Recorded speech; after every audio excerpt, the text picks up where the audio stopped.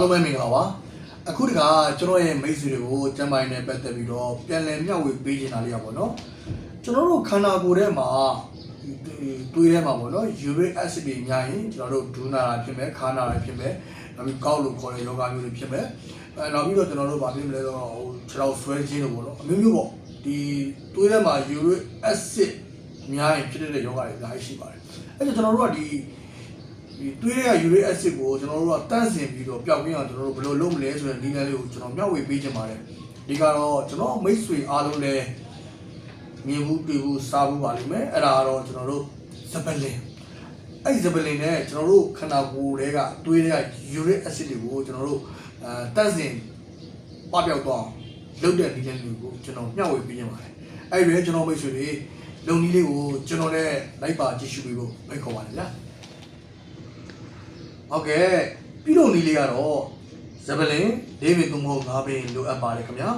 နောက်ပြီးတော့ရေကတော့ကျွန်တော်တို့2လီတာပေါ့နော်ရေ2လီတာနဲ့ရောပြီးတော့စူပွက်လာတဲ့အထိကိုပြုတ်ပေးပါ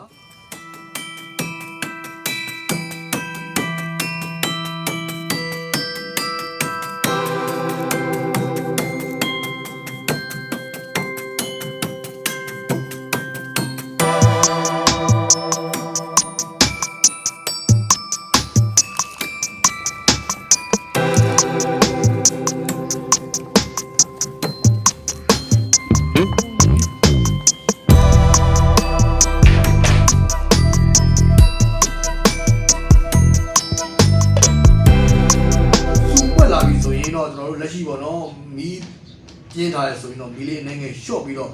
15မိနစ်လောက်ကြာအောင်ဆက်ထားပေးပါ။အော်နောက်ပြီးတော့အဲ့လိုတည်ထားတဲ့ကာလမှာပေါ့နော်ကျွန်တော်တို့ပြုတ်ထားတဲ့ကာလမှာကျွန်တော်တို့အိုးဖုံးကိုလုံးဝဖွင့်မချိပါနဲ့ဗျာ။15မိနစ်ပြည့်ရင်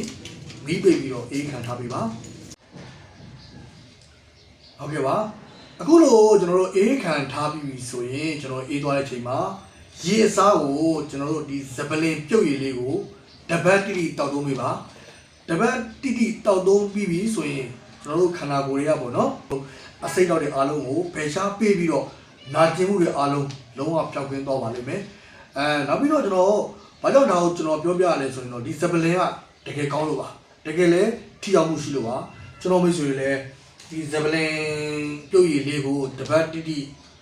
တောက်ကြည့်ပါလို့ကျွန်တော်ကတော့ပြောချင်ပါတယ်ကျမရဲ့ channel ကိုစောင့်ကြည့်နေတဲ့မိတ်ဆွေများအားလုံးကျမဒုက္ခပြပါပြီးတော့စီတော်လိုက်ကိုပါလူရဆန္ဒပြပါပါစေလို့